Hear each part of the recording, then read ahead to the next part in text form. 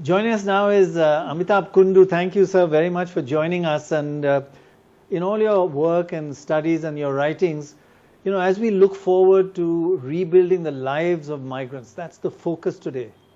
Looking ahead and rebuilding. One of the big things towards ensuring sustainability in their lives, especially of their children, is education. How does one go about that?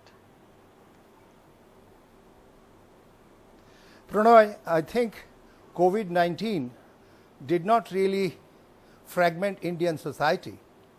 It simply showed how fragmented we have always been, how unequal the Indian society and the economy has been, as Ms. Reena Talwar was mentioning.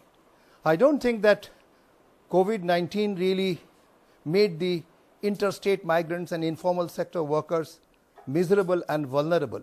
It simply brought their misery and vulnerability into public domain.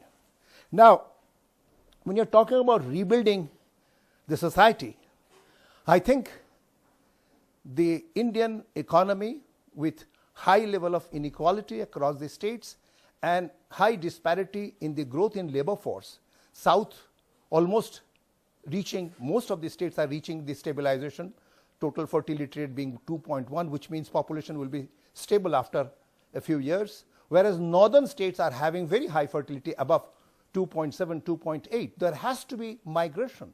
And I have a feeling that the statements made by, emotional outbursts by the migrants themselves, that they will never return, or the chief minister saying that, that certainly is not going to be the perspective. We have to have migration in a more inclusive manner, and particularly since the percentage of children and percentage of women in the migration stream has gone up. That's the evidence we get from population census. No, absolutely. And national sample survey. Yeah, the share of entirely, sir. And that the percentage of women and children in what you describe, it's so very important to base any analysis on that.